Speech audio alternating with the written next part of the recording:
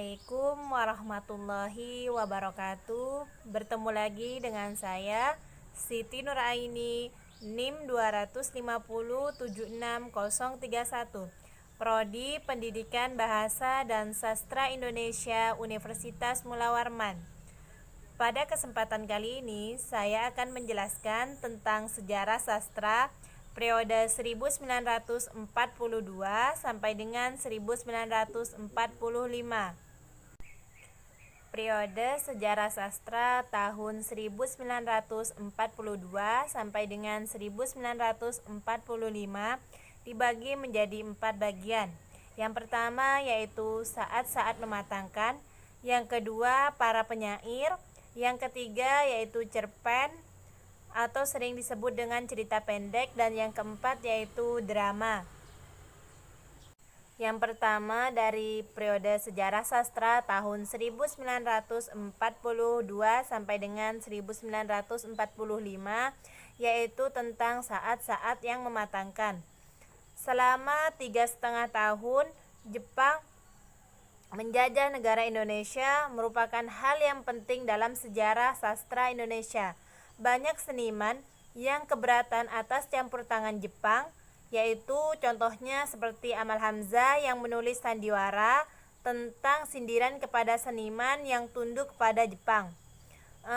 Pada masa inilah bangsa Indonesia mengalami pematangan seperti tampak pada sajak Khairil Anwar dan prosa Idrus yang bukan hanya sebagai alat untuk bercerita atau menyampaikan berita, tetapi menjadi alat pengucap sastra yang dewasa. Kemudian yang kedua yaitu tentang para penyair.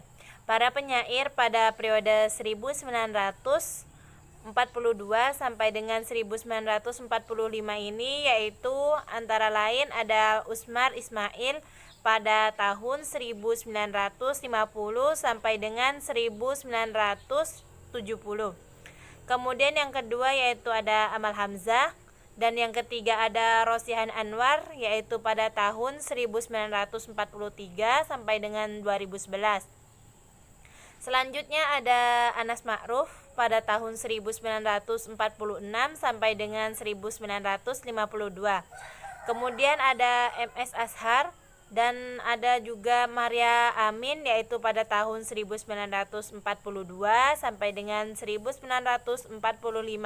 Dan yang terakhir ada Rus Jamsu yaitu pada tahun 1947 sampai dengan 1981. Kemudian bagian yang ketiga yaitu ada cerita pendek atau sering disebut dengan cerpen. Cerita pendek atau cerpen adalah salah satu karya sastra yang berbentuk prosa dan hanya memiliki satu tahapan alur cerita saja, yang diceritakan lewat tulisan pendek dan yang singkat serta bersifat fiktif dan berfokus hanya pada satu tokoh saja. Agar mempermudah kita mengetahui tentang cerita pendek atau cerpen, maka dianjurkan bagi kita untuk mengetahui ciri-ciri dari cerpen itu sendiri.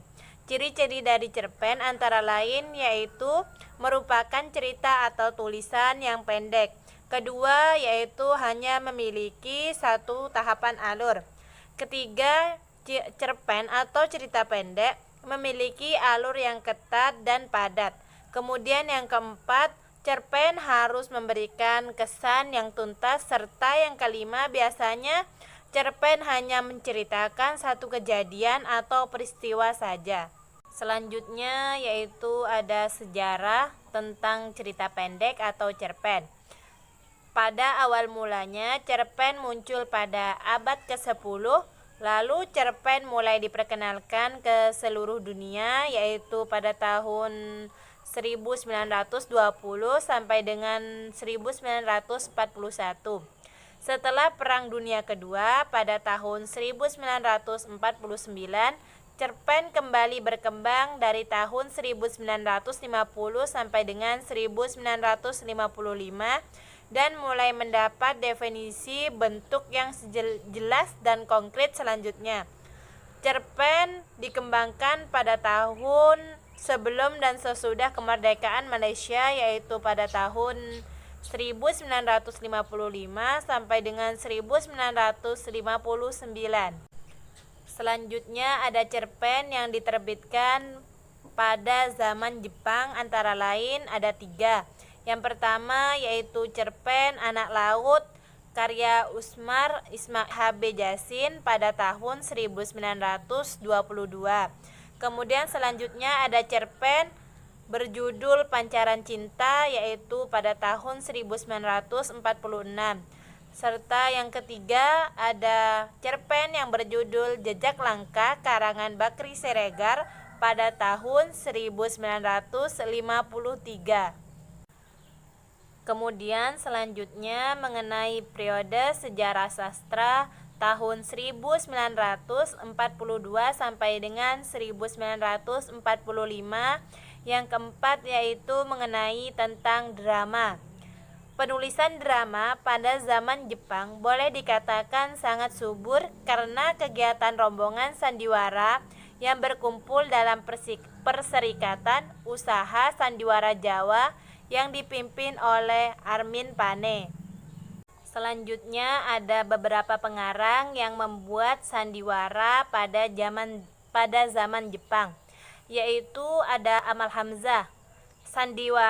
Sandiwaranya berupa ejekan kepada seniman yang menjadi budak Jepang. Kemudian yang selanjutnya ada Armin Pane. Beliau menulis sandiwara yang berjudul Jinak-Jinak Merpati yaitu pada tahun 1953. Selanjutnya ada Usmar Ismail. Beliau menulis sandiwara Kepahlawanan Rakyat Kepulauan Maluku. Selanjutnya ada Abu Hanifah. Beliau menulis beberapa drama dengan judul Taufan di atas Asia yaitu pada tahun 1949. Selanjutnya ada Idrus. Beliau menulis drama tentang kejahatan membalas dendam. Dan yang terakhir yaitu ada Kotot Sukardi. Beliau menulis sandiwara yang berjudul tentang Bende Mataram. Demikian tadi mengenai sejarah sastra periode 1942 sampai dengan 1945 yang dapat saya sampaikan. Bila ada kesalahan, saya mohon maaf. Wassalamualaikum warahmatullahi wabarakatuh.